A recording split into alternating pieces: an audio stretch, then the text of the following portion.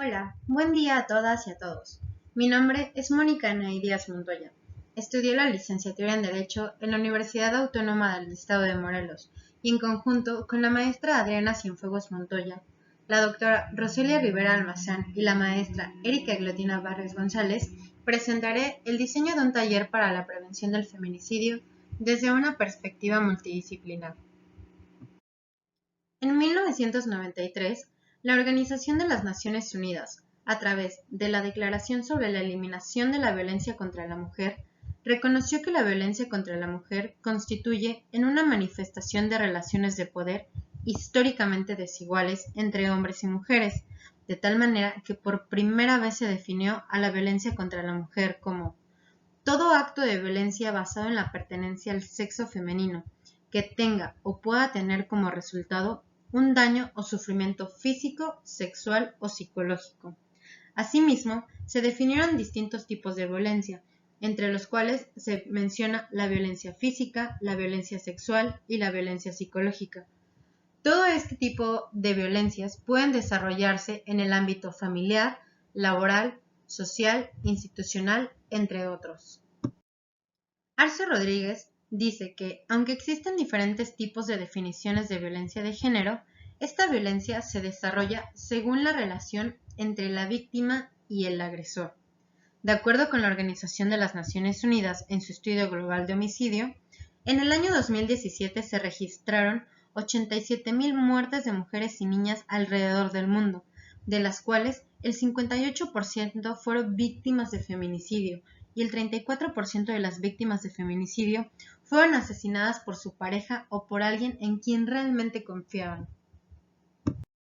La situación actual de México, a través del Instituto Nacional de Estadística y Geografía, dice que de 4.5 millones de mujeres de 15 años y más que existen en el país, el 66.1% ha enfrentado violencia de cualquier tipo por lo menos alguna vez en su vida,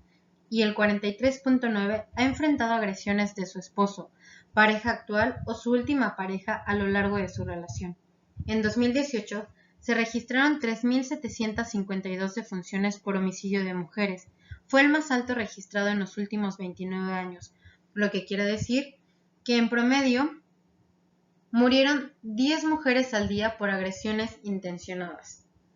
Para entender un poco más del delito del feminicidio, en la legislación mexicana, a través del Código Penal Federal, se comete el delito de feminicidio cuando se priva de la vida a una mujer por razones de género. Para efectos de esta investigación, nos basamos en la fracción cuarta del artículo 325 del Código Penal Federal, en donde la letra dice que haya existido entre el activo y la víctima una relación sentimental, afectiva o de confianza.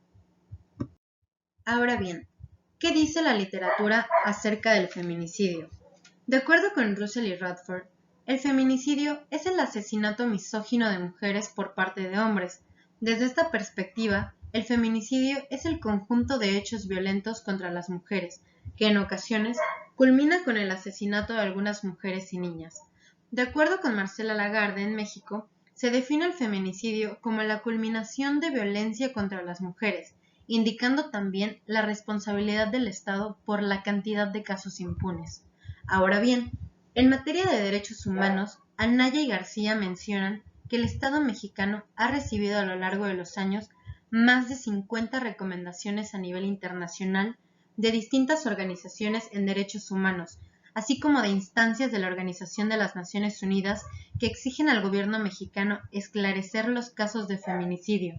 así como decretar medidas urgentes con perspectiva de género que atiendan, prevengan y erradiquen la violencia feminicida en México. Debido al incremento de la violencia feminicida en el país, en el año 2012 se adicionó en la ley el capítulo de la violencia feminicida y de la alerta de violencia de género contra las mujeres, en donde la principal función era el conjunto de acciones gubernamentales de emergencia para enfrentar y erradicar la violencia feminicida en un territorio determinado. Asimismo, la Secretaría de Gobernación, a través de la Comisión para Prevenir, Erradicar la Violencia contra las Mujeres, presentó el Programa Integral para Prevenir, Atender, Sancionar y Erradicar la Violencia contra las Mujeres del 2014 al 2018, el cual fue publicado en el Diario Oficial de la Federación, en donde se habló de la tipificación del delito de feminicidio, así como se definió por primera vez la violencia feminicida en México. Entre otras medidas, se decretó integrar un registro nacional de feminicidios, homicidios dolosos y por razones de género, con datos sociodemográficos de las víctimas. Asimismo, canalizar unidades integrales de atención a familiares de mujeres y niñas víctimas de trata, de feminicidio y desapariciones. Consolidar la integración del Banco Nacional de Información Genética, con registros de los familiares de desaparecidos y de las víctimas de feminicidio. La preocupación de que el lugar más inseguro para una mujer sea su propio hogar trae consigo la extrema necesidad de la creación de espacios seguros para las mujeres, por lo que resulta importante y urgente que las mujeres víctimas de violencia puedan identificar cuáles son los tipos de violencia que viven día a día, con la finalidad de reconocerlas y así encontrar un mecanismo de prevención contra la violencia feminicida. Mantilla Falcón señala que más allá de la normativa, lo cierto es que la situación de violencia de género persiste y requiere de un análisis más agudo que ayude a entender cómo es que pese a las legislaciones y las políticas públicas, la violencia contra la mujer permanece como una constante. En este sentido, se puede considerar que la actuación del Estado mexicano por prevenir, erradicar y sancionar la violencia feminicida no ha sido suficiente para frenar este fenómeno, por lo que se considera esencial la intervención de otras ramas diversas al derecho, como lo es la psicología. Por otro lado, Yolanda Arango dice que en el sentido ético y significativo del autocuidado está en la relación con la búsqueda de interiorizar y asumir la conciencia del ser para sí. En este sentido, la valoración del autocuidado está en la genuina determinación de la capacidad de pensarse a sí mismo, de la capacidad de priorizarse, de tomar decisiones personales que le favorezcan. Asimismo, Marcela Lagarde dice que nuestros modos de vida y nuestras maneras y estilos de vivir son la materialización elocuente en nuestra manera de ser, es decir, en qué grado y de qué manera prevalece en las mujeres el afán del autocuidado, del hacer las cosas por sí mismas, de los pensamientos apegados a la visión profunda y concienzuda de su vida, actitudes y comportamientos afines. De acuerdo con la Organización Mundial de las Naciones Unidas, en 2017 sumaron 87,000 muertes de mujeres y niñas alrededor del mundo. De estas, el 58% fueron víctimas de feminicidio y el 34% de las víctimas de feminicidio fueron asesinadas por su pareja o alguien en quien realmente confiaban.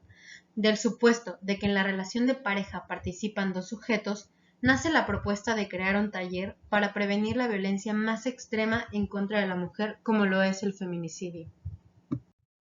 El objetivo de la presente investigación fue diseñar un taller para la prevención del feminicidio desde una perspectiva multidisciplinaria. Se planteó trabajar con mujeres que se encuentren dentro de una relación de pareja, aplicar un pretest post-test de un cuestionario de reconocimiento de violencias, así como trabajar con este grupo de mujeres durante el periodo de 8 sesiones, en el cual se le otorguen herramientas de identificación de violencia, así como de reconocimiento de distintos tipos de violencia, brindarles estrategias de afrontamiento para mitigar o reducir los efectos adversos del estrés, ya que estos pueden ser psicológicos o conductuales. Este taller se divide en 3 etapas. La primera etapa es la etapa de la evaluación. El objetivo de esta etapa es determinar el nivel de violencia vivido por parte de las mujeres. El método que se aplicaría es una escala de violencia e índice de severidad de Valdés-Santiago. Así también, en esta primera etapa, se plantea conocer los estilos de afrontamiento que presentan las mujeres víctimas de violencia sobre su vida cotidiana. Para esto, se utilizaría una escala de afrontamiento de Lazarus y Folkman. A la segunda etapa de nuestro taller la llamamos la intervención.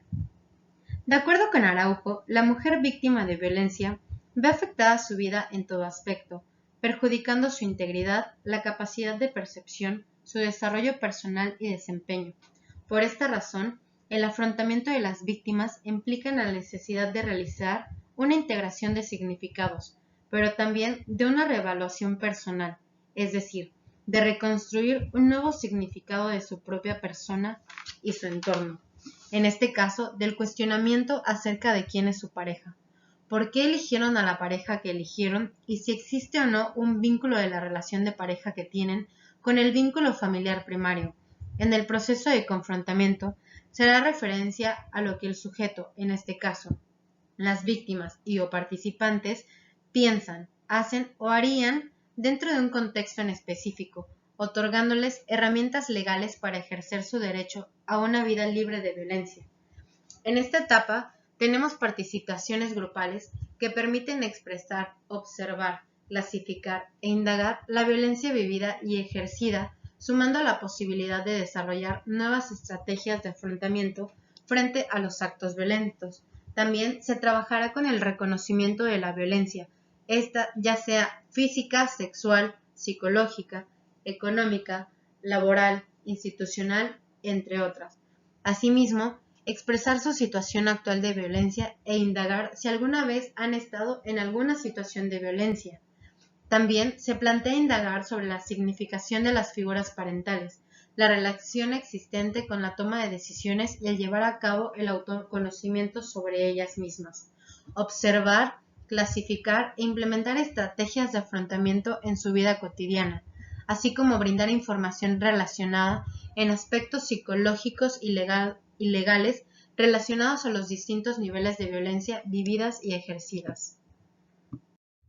A la tercera etapa del taller le llamamos la post-evaluación. Esta consiste en percibir la existencia de cambios relativos a la percepción y detección de la violencia, así como la posibilidad de haber integrado nuevos esquemas de afrontamiento frente a la misma. Esto lo medimos a través de la escala de violencia e índice de severidad de Valdés-Santiago y la escala de afrontamiento de Lazarus-Folkman.